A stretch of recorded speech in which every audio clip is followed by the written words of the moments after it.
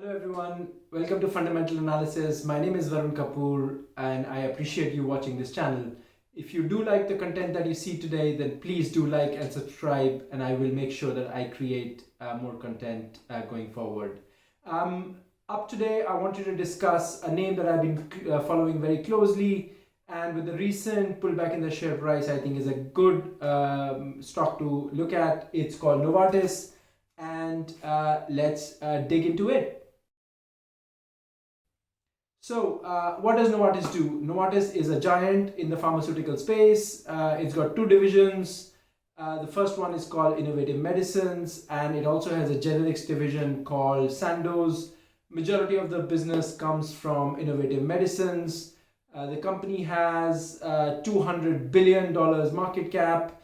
Its revenue is about $50 billion, and in terms of EBITDA, the profitability metric that we look at in this channel is about 17 billion, giving it EBITDA margin of about 30 to 35% over the last few years.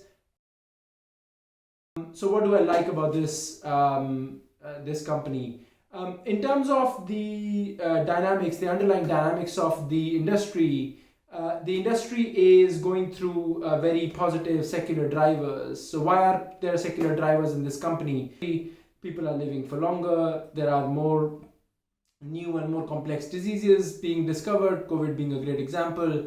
And just generally, there are so many complex diseases and horrible diseases out there for which the industry is looking for solutions, and companies like Novartis are doing their best to come up with innovative medicines to make people's lives better. One of the things that I always look at when I'm talking about a company like this is the concept of a moat, which some of you guys would be aware of. So the moat for a pharmaceutical industry comes in the form of patents that it has. A lot of these companies have patents that run for a particular period of time before they roll off and it becomes a generic medicine. This company has a lot of patents right now. In terms of new medicines that it's developing, we notice that the pipeline for new drug development is very, very long, which gives us some comfort that going forward, as some medicines come off the patent, they will be able to replace those medicines regularly. So from a moat perspective, the company has a moat because of the patents it has, but also just because of the sheer size that it has. So a company like Novartis is able to buy other companies that are generating, that are able to come up with some ideas or some concepts in the market, and that's kind of essentially how the business model for a lot of these companies works. So it is well positioned to make those acquisitions, and I think therefore it has a strong moat. I wanted to specifically focus on one aspect about this company, which is its management team. I always focus on the management teams to see the effectiveness of the management team, and I will point out that the CEO of Novartis has been somebody who has grown from within the organization. Viz Narasimhan is a gentleman who has been working with Novartis for more than 15 years, and he has grown within the organization itself. So the management of the team has demonstrated that it is committed to growing the business, and the CEO has done quite well. So in terms of the qualitative aspects, I think there is a lot to like about Novartis. Let's jump into the financial analysis for Novartis and see what we can find in its numbers and what kind of return a long-term investor could aim to achieve. So let's analyze these numbers for Novartis to get a better sense of how the company has been performing. I've done effectively what I call as a 5.5-year historical financial analysis that you can see here. So revenue for the company, it's been growing pretty strongly. As you can see, 2016, 42 billion. It says 42 billion, 44, 47, 48, 50. So it's shown consistent growth, which is a really positive sign for companies that I look to invest in. EBITDA, which is a metric for profitability, as you can see here, It's gone from 14 billion and it's consistently gone up, and it's grown to almost 17, north of 17 billion dollars right now, giving it a EBITDA margin of 34%. I would point out, if you look at the EBITDA margin for this company, it's been consistently in the mid 30s, which is quite a strong margin. In terms of the cash flow generation, so obviously profitability is one aspect of the analysis that we need to do, but ultimately, as value investors, we all look at cash, how much cash the business is generating. So if I look at the free cash flow to equity analysis, you can see here, cash flow from operations, again, it's been consistently growing over the years, from 11 billion all the way down to 13.5 billion right now. The company's capex is around 2.5 to 3 billion, call it, and the company has been making regular acquisitions. So this is essentially how the business model for a lot of these companies works. It is quite critical for them to find new targets so that they can replace the medicines that are going off their patents, to replace those. And therefore this net acquisition, it's a concept of acquisition. So essentially, if you want to look at a steady state analysis, you would normally exclude this from your analysis. But for a company like this, net acquisition is as good as regular capex for this company, because this company has to make acquisitions to even stay steady, and therefore these acquisitions are regularly made and will continue to be made going forward. And if you can see the acquisitions that they've spent about $750 million, $830 million, and then they have done a couple of big acquisitions, $3.8 billion here and almost $10 billion here. Essentially what that has meant is that free cash flow available to equity holders, keeping in mind obviously that the net borrowings that you can see here have also been taken into account. The free cash flow for equity for this company has been relatively solid, 10 billion, almost 11 billion, 13 billion, 15 billion. And then you have a little bit of a question mark here, but this is essentially driven by the fact that they have taken on, they have made new acquisitions, and they have taken on less debt for those acquisitions than the amount of money that they have paid for those acquisitions, such that they are essentially using the cash that they have on the balance sheet to make these acquisitions. So we need to keep that in mind. But if I look at acquisitions that they have made in these 3 years, you can see that the company has made about 10 billion, 13 billion, and 15 billion dollars in free cash flow for equity holders, which is again a very, very strong number. So if you look at the forward-looking numbers here, the kind of analysis that I have done to come up with a base case for this company, revenue growth, 5.5 years on a compounded annual growth rate basis, the company has grown at 4.1%. Assuming the company can keep growing at the same rate, I've assumed that it keeps growing at 4% year after year for the next 5 years. Now, this number of 60 billion in 2025 is quite interesting, because this is the same 60 billion that company has provided in its forward-looking financials as the revenue that the company expects to generate going forward in 5 years' time. So that kind of matches. Or another way of saying, the company does expect that it's going to grow its revenue 4% going for 4% per annum going forward. On an EBITDA margin basis, the 5-year average EBITDA margin is 33.8%. Again, going a bit conservative, I've assumed the company keeps its EBITDA margin at 33.5% year after year, which basically means the company is able to achieve about 20 billion EBITDA, $20 billion of EBITDA, which is a strong growth from 17.5 billion EBITDA that the company has today. Free cash flow available for equity holders as a percentage of EBITDA over the last 5 years is about 67%. Again, going a little bit more conservative, I've assumed it stays at 65% going forward, which basically means that the company should be able to generate between 11 billion to 13 billion in free cash flow over the next 5 years. So how have I calculated the IRR for this company? I've followed two methodologies.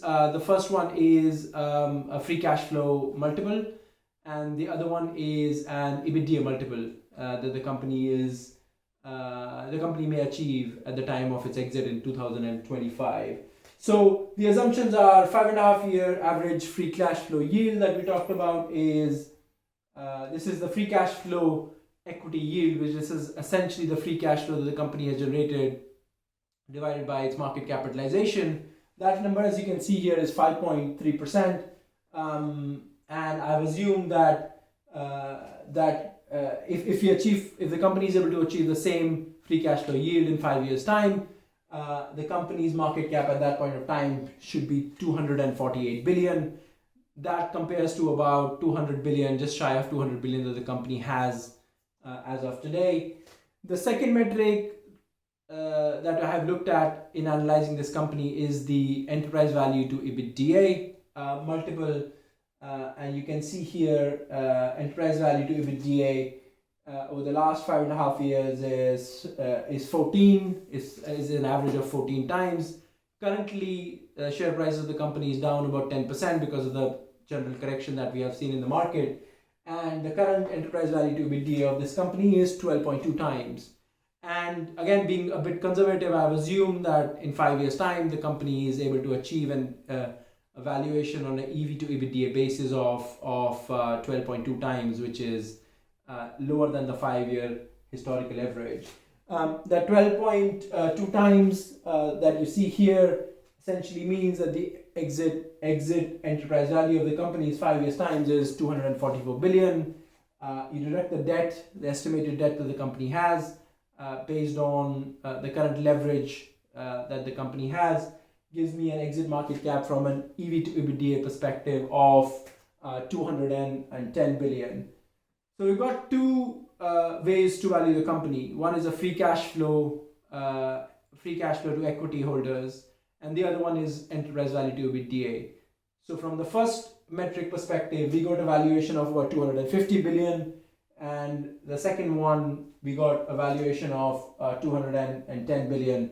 And obviously the valuation is going to be in 5 years' time, so I have split the difference and assumed that the valuation of the company in 5 years' time is an average of the two, which basically gives me market valuation of the company at $229 billion. Let's look at the IRR analysis that an investor may be able to achieve in this name.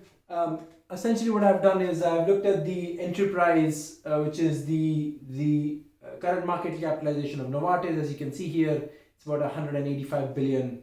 The company has been paying about $7 billion in dividend. I've assumed that keeps growing about 2% a year. Remember, our free cash flow is essentially assumed to grow at 4% going forward. And then the company has other free cash flow available for equity, which it has been using to either make acquisitions or for buying back shares. And that number essentially grows from about $4 billion all the way to $6 billion here. The exit valuation of the business in 5 years' time, as you can see here, is $229 billion, which is essentially the average of the two valuation methodologies that we have talked about.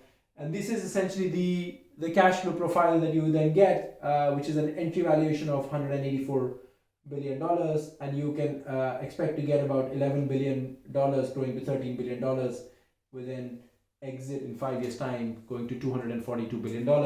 That gives you an IRR of about 11%. Now, for me, for companies that I classify as low to medium risk, I normally look at 10% return, and this name has therefore qualified my investing criteria. Remember, the company share price has fallen about 10%, and therefore it used to be below 10% IRR, and I've been constantly following it, and I realized that with this correction that the stock has seen, it's now gone over 10% IRR, and therefore I have added this name further to my portfolio. Just to look at the range of outcomes what kind of returns you could see in this name, I've done a little sensitivity analysis. So let's have a quick look before we wind discussion now. So here, essentially, what I've done is I've looked at the range of IRRs. On the x-axis, you can see here these are the exit EBITDA multiples. This is the current multiple, the 12.2 times that we talked about that the company has, and I assume that in 5 years' time it stays at 12.2 times. Remember, the average historical number has been north of that, so 12.2 times is definitely a conservative assumption. And then on the y-axis, these are essentially the entry share prices at which if you're able to buy the shares, then you can see in this table what kind of returns you could expect. So you see here the number highlighted is a 10.6%, which is essentially the same IRR that we talked about in the base case. So if you buy the stock at $83.50 and you exit in 5 years' time at 12.2%, you can achieve an IRR on an annual basis of 10.6%. The company used to be about somewhere around here, $90 to $92, and if you assume the company's valuation or exit multiple of 12.2 times, then you were essentially getting about 8 to 9% IRR, and therefore I was not adding that name at that particular point of time. With this correction that I've seen, I don't think that the base case of the company has changed. The pullback that we have seen has purely been driven by the concerns around inflation, what is happening in China, etc., etc. But the fundamentals for this company haven't changed, and therefore I think the returns that you can now expect to get if you add this name to your portfolio is about 10.6%. The other reason these numbers have been highlighted here is about I would say last year the company's share price went as low as around this level. So if you would have added these names, or if it does go down back to that level, then I would be buying more, and I would be expecting a return of this nature. This is finally a very important sensitivity analysis. Again, you can see there are certain metrics you can see here for exit multiple. On the y-axis, you can see revenue growth. Our base case is at 4%. I wanted to show here what happens if the company is not able to achieve 4% growth rate, and the growth rate is much lower. You can see a range of outcomes here. So if the company is not able to achieve 4% growth rate, mind you, this is the growth rate it has achieved 5 years in a row on an average. If it's not able to achieve this, if it's, let's say it's only able to achieve 1% or 1.5%, and the EBITDA exit multiple stays at 12.5 times, then you're looking at an IRR of 8 to 9%. So that's Novartis. For me, this is a name that I really like. I think it's a solid company, solid management, and return threshold that meets my 10% criteria, and I'm able to add this name at these levels.